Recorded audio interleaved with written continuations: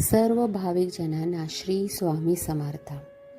हा मठ ठाणे कोपरी येथील मिठबंदर येथे आहे.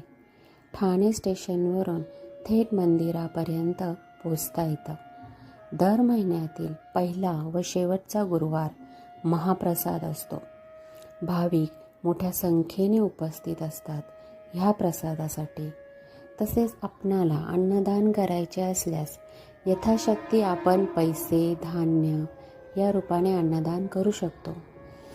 साखर, चहापत्ती, तांदूळ, गहू, रवा, दूध, तेल, सुका मेवा इत्यादी तुम्ही अन्नदान म्हणून करू शकता. अन्नदानासारखं कुठलंही दान नाही.